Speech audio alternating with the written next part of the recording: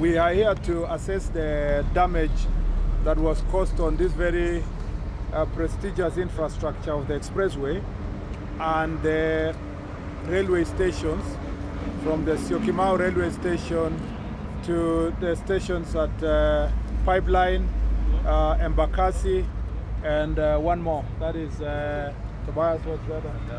Makadara. Pipeline and Mukuru. Those stations, as you can see, they have been badly damaged. The events of yesterday cannot be equated to exercising constitutional right or freedom of movement or information or political rights as purported by the perpetrators of this very heinous act. Yesterday we witnessed anarchy, we witnessed pre-planned, well-organized and orchestrated attack on very strategic infrastructure in our roads and our railway.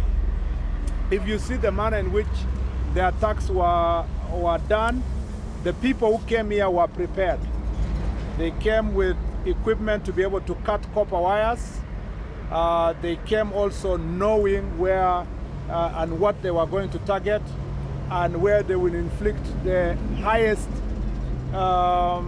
impact in terms of damage to the infrastructure.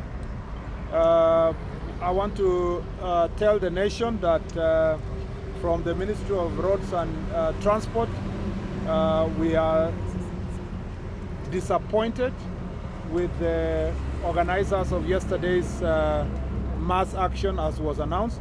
We have assessed the damage. You know that the people who have been organizing this mass action have told the nation that they are doing so because they want to fight the cost of living.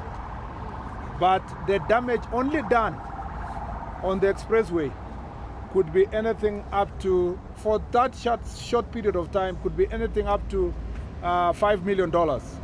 And if it reaches that level, in one infrastructure, I'm not talking about the railway, the 4 railway stations, then you know, under the agreement with the Moja Express and the people who are running this infrastructure, it's the same taxpayer. We are being told that we want to reduce the cost of living, who within 28 days must pay that money as a result of the lawlessness and the impact that has been caused by this mass action.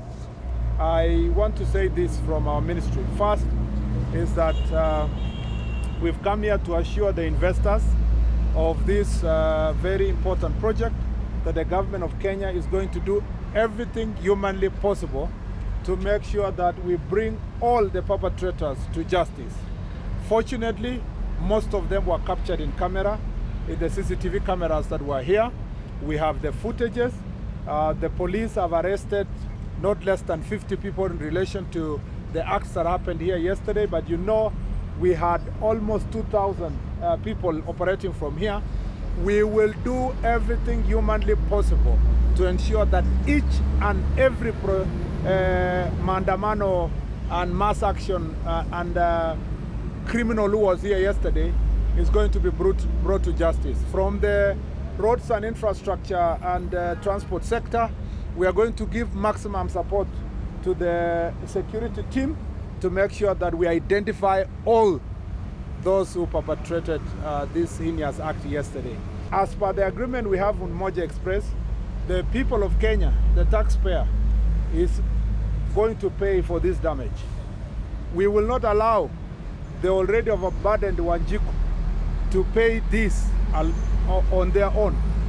We will make sure that all those who organized this mass action yesterday and this targeted attack are going to personally pay. They will carry vicarious liability for every damage that was caused, and for every penny that will be paid from the exchequer, they will be asked to indemnify the people of Kenya, and they will have to pay. We will do so by making sure that we arrest and charge everyone who was involved. We will also carry out a civil suit to make sure that all the organizers are going to personally be held accountable insofar as this issue is concerned.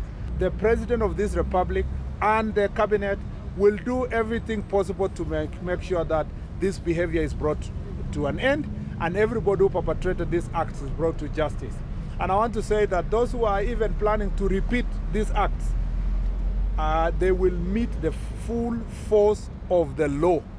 And we must use this action that happened here yesterday to be an example to everyone who is going to be able to do such a thing in future, that they will not repeat again. They will never try to do this again, because we will make it very painful for them, not just for now, but for the rest of their lives.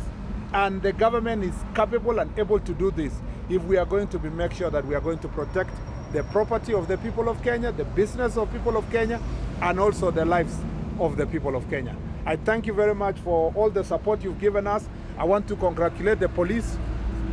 We were told by some of these organizers that protests are peaceful if police are not there. Yesterday, for a good period of time, the police enforcement here, except the policemen who are patrolling this road as usual, were not here because they were not notified of any mandamano or any protest that was going to happen along this road. Besides that, we were told that if mandamanos are done or protests, they are going to be peaceful. Now, in the absence of the police yesterday, the havoc that was visited upon the infrastructure in this area was huge. It is only until the police came here that we rescued the remaining part of the infrastructure you see. Otherwise, these terrorists were going all the way to town. And I want to thank the police.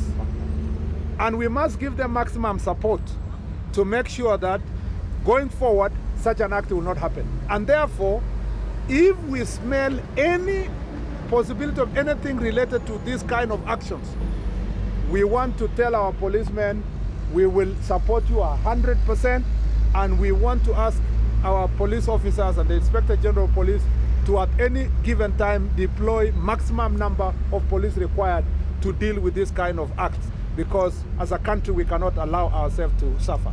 So those of you who organize this mandamano, directly or indirectly, please prepare your accounts, prepare your properties, prepare your land, whatever you own.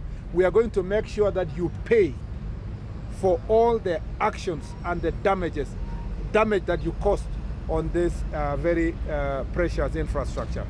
I want to tell Moja Express we support you.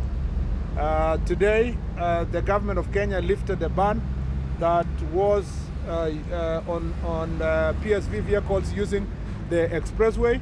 We are now opening it for PSV vehicles that want to use this route, and we want to make sure that we support this infrastructure, because the future of delivery of infrastructure in Kenya is no longer going to be purely on using taxpayer money.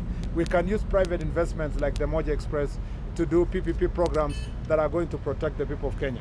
Our friends from China and the investments they have here have full support and protection of the government of Kenya. And we will do everything possible to ensure that you are back immediately, back to operation as normal, and that no one will sabotage this very important infrastructure. Asante sana.